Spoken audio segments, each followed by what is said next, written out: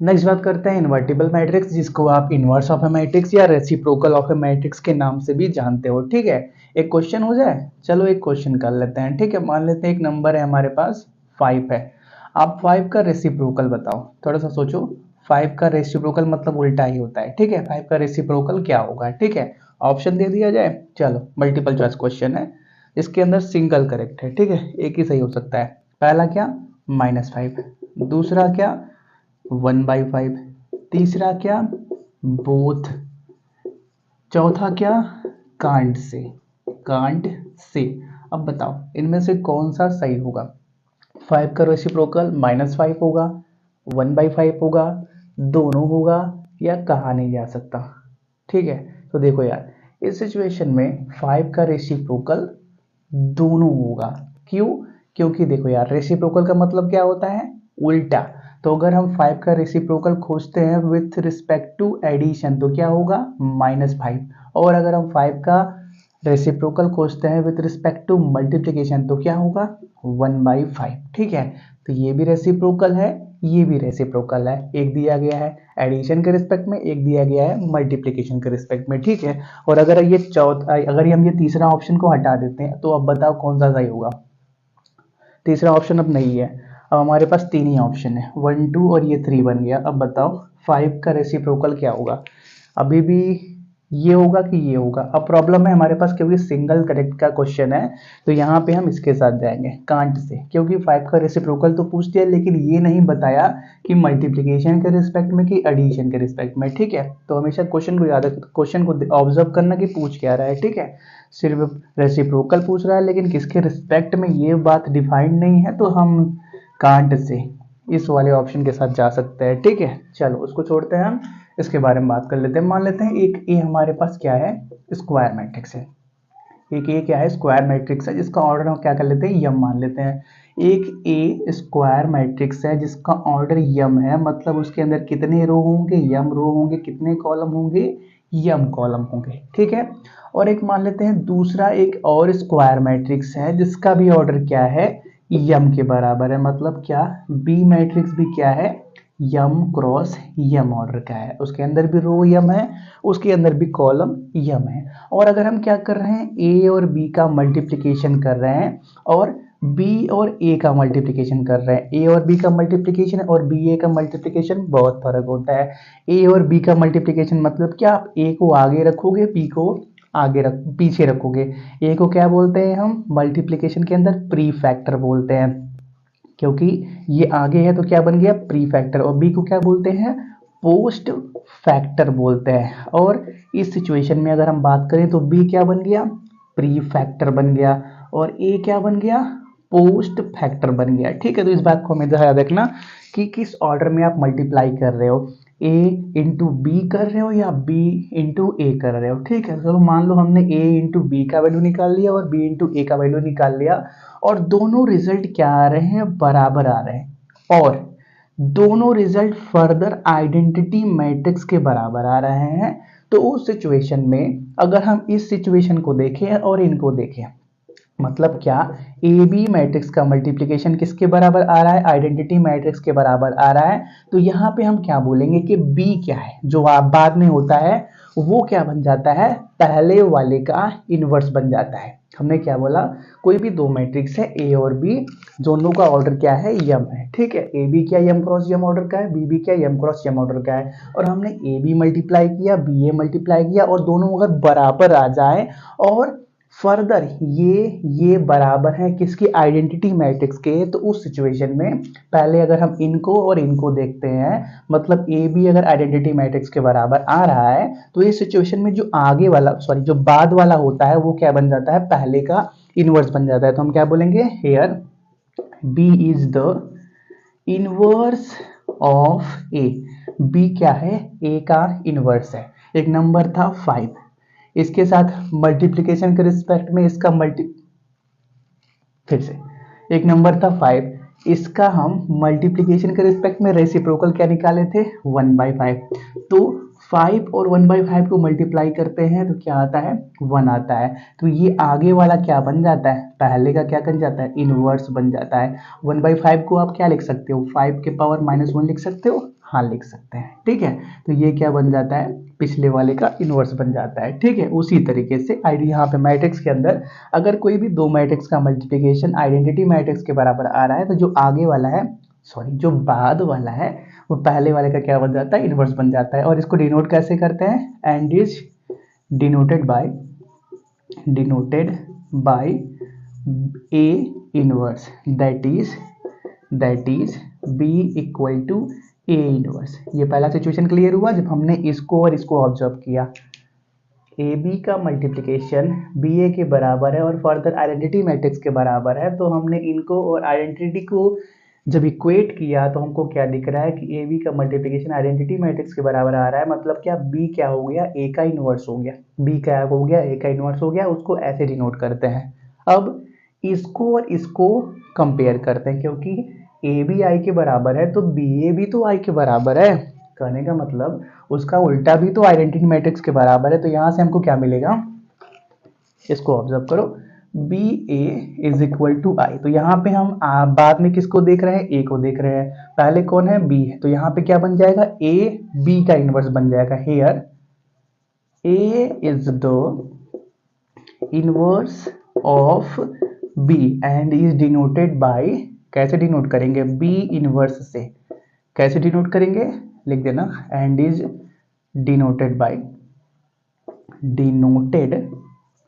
Bye b inverse that is a equal to b inverse, ठीक है। यहाँ पे हम क्या देख रहे हैं कि जो हमारे पास ए है वो क्या बन गया, बी का इनवर्स बन गया। ए क्या बन गया, बी का इनवर्स बन गया। तो उसको कैसे डिनोट करेंगे, ऐसे डिनोट करेंगे। इसी को उल्टा ऑर्डर में लिख लो। अगर हमारे पास एक नंबर है क्या 1/5, तो 1/5 का मल्टीप्लीकेशन के रिस्पेक्ट में रेसिप्रोकल क्या होगा, 5 होगा। मल्टीप्लाई करेंगे, अभी भी 1 आ रहा है, तो यहाँ पे बाद में कौन लिखा, 5 लिखा, तो 5 भी क्या बन गया, 1/5 का रेसिप्रोकल बन गया। जो आप ए से बी की तरफ जा रहे हो, बी से ए की तरफ आओगे तो वही कंडीशन है, वही सिचुएशन आ रहा है, क्योंकि दोनों बराबर है, ये इसके बराबर, ये इसके बराबर, ये इसके बराबर। तो हमेशा ही ए बी अगर आई के बराबर है तो यहाँ से क्या, बी ए का इनवर्स बनेगा।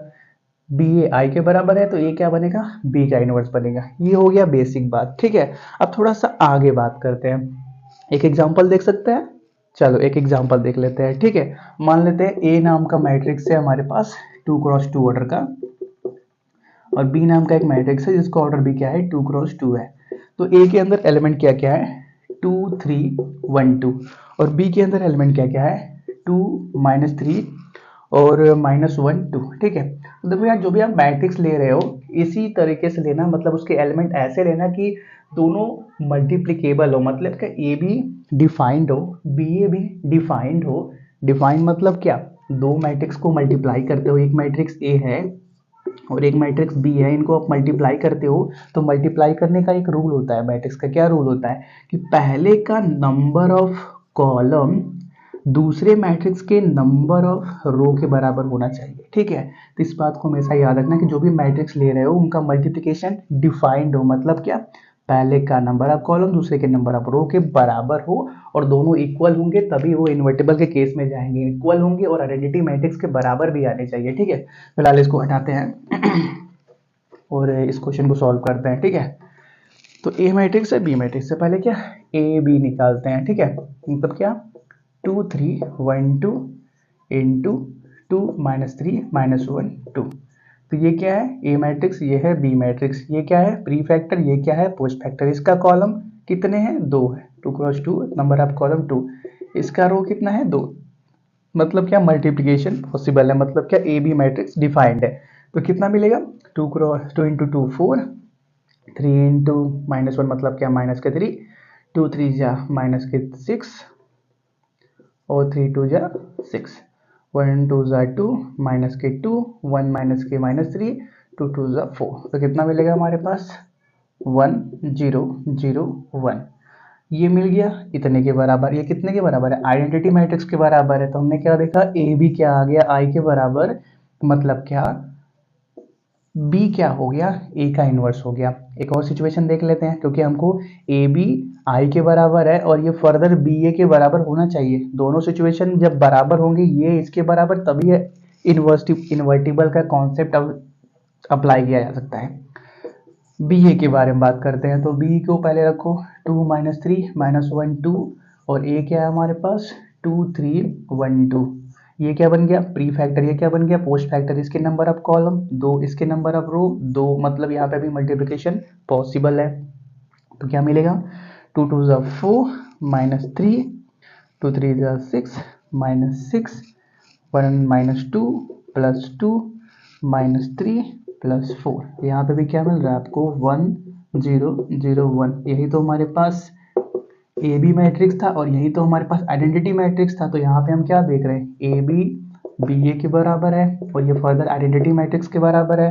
मतलब क्या, अगर हम इनको कंपेयर करते हैं, ए बी और आई को कंपेयर करते हैं, तो यहाँ पे क्या दिख रहा है बी क्या है ए का इनवर्स है, b is the inverse of ए।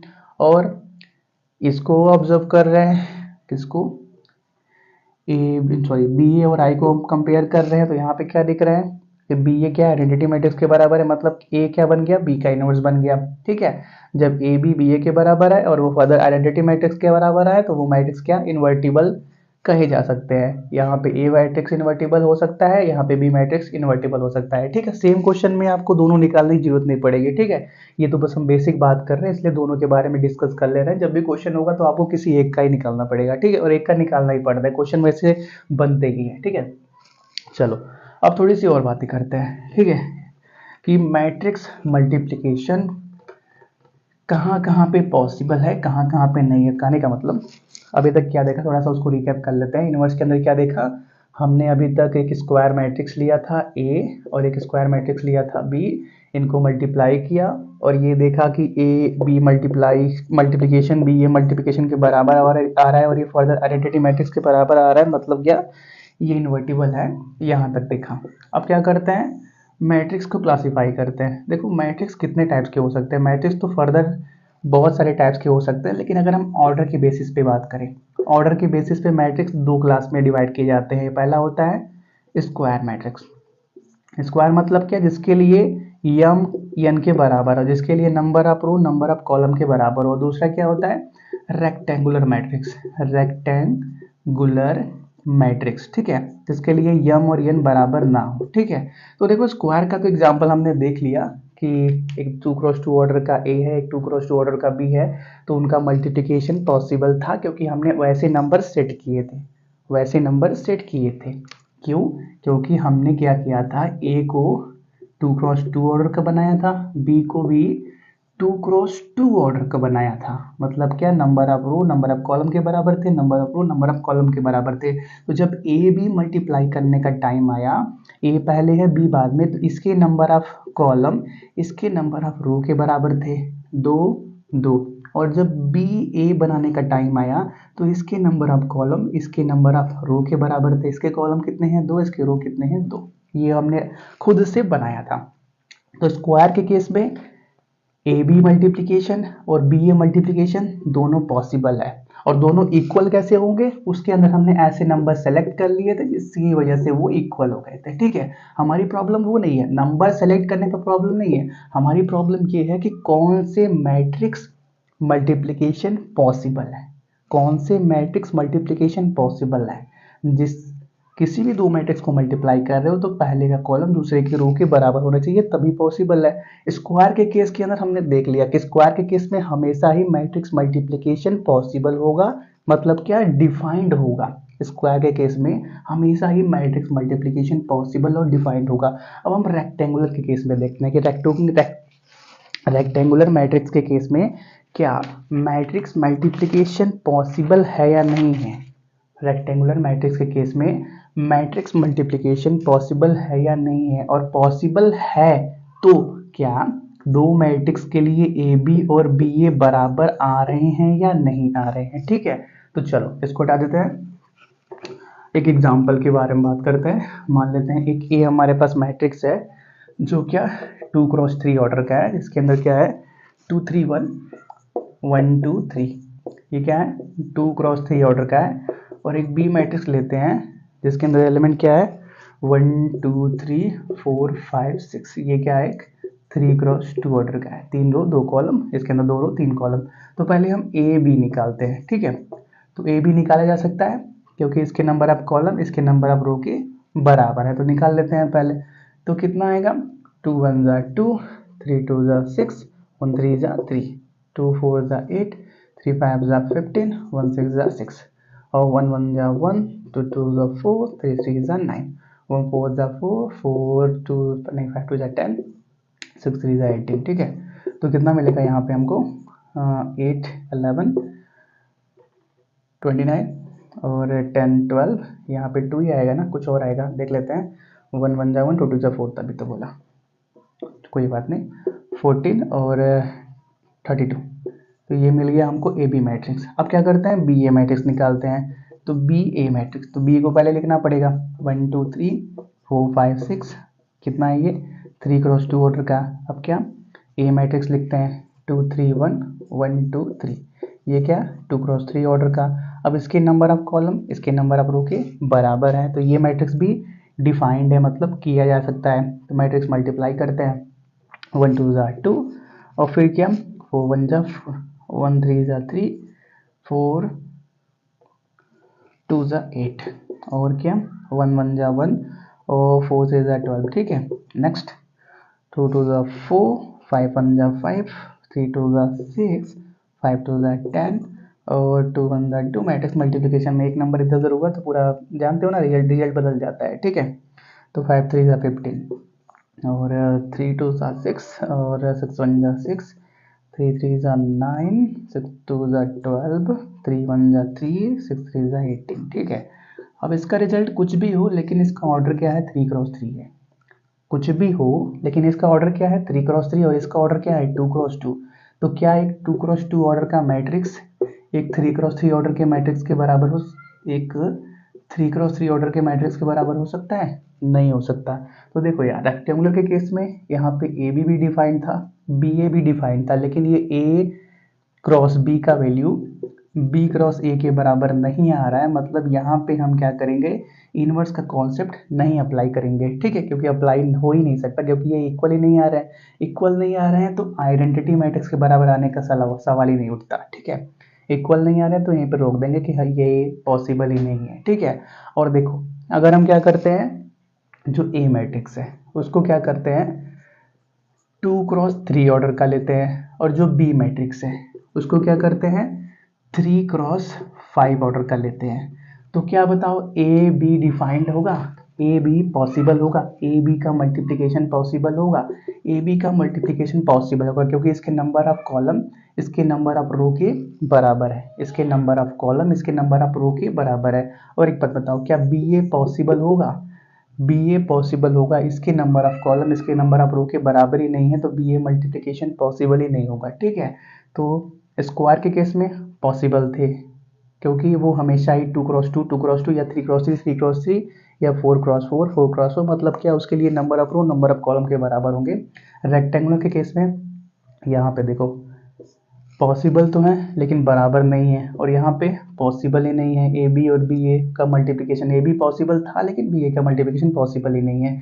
तो यहाँ से एक इंपॉर्टेंट बात आप नोट करो कि जितने भी रेक्टेंगुलर मैट्रिक्स हैं वो कभी भी आपको इनवर्स बना के नहीं दे सकते, ठीक है। कि जितने भी रेक्टेंगुलर मैट्रिक्स हैं, क्या लिखेंगे, rectangular matrix does not possess inverse matrix, और rectangular matrix does not possess inverse matrix.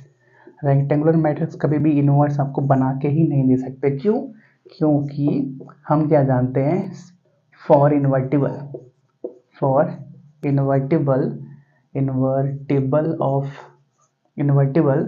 The two given matrices मान लेते हैं, एक ए था एक बी था, ए और बी और ए डिफाइंड होने चाहिए और इक्वल भी होने चाहिए, डिफाइंड भी होने चाहिए, इक्वल भी होने चाहिए। Therefore a and b must be a square matrix of same order. Square matrix और जिनका ऑर्डर भी क्या होना चाहिए, ऑर्डर भी सेम होना चाहिए। ठीक है, तो इम्पोर्टेंट ये पॉइंट है, इसको आप नोट करो पहले कि जितने भी रेक्टेंगुलर मैट्रिक्स होते हैं उनका इन्वर्स नहीं निकाला जा सकता, मतलब वो बना के ही नहीं देंगे आपको। क्यों? क्योंकि किसी भी मैट्रिक्स के इन्वर्टिबल होने के लिए दो मैट्रिक्स तो चाहिए आपको, ए और बी, जहाँ पे ए बी भी डिफाइंड हो, बी ए भी डिफाइंड हो और इक्वल भी हो। तो इसके लिए क्या करो यार, ए बी दोनों को स्क्वायर ले लो, इनका ऑर्डर क्या हो जाए, सेम रहे, तो वो हमेशा ही क्या होंगे, बराबर होंगे। और एलिमेंट ऐसे लेंगे क्योंकि वो जिससे वो इक्वल भी हो जाए। ठीक है, फिलहाल इसको नोट करो। चलो कंटिन्यू करते हैं। तो अब तक हमने क्या देखा, एक मैट्रिक्स ए है हमारे पास, एक मैट्रिक्स बी है हमारे पास, दोनों का ऑर्डर सेम है। अगर हमको इन्वर्टिबल की बात करनी है तो ए बी का मल्टीप्लिकेशन निकालना पड़ेगा, बी ए का मल्टीप्लिकेशन निकालना पड़ेगा, फिर इनको इक्वल करना पड़ेगा, फिर इनको आइडेंटिटी मैट्रिक्स के बराबर करना पड़ेगा। तो क्या पेपर में इतना टाइम रहेगा कि दोनों का हम मल्टीप्लाई करें, ए बी ऑर्डर में फिर बी ए ऑर्डर में मल्टीप्लाई करें, फिर दोनों को इक्वल दिखाएं, फिर दोनों को आइडेंटिटी मैट्रिक्स के बराबर दिखाएं?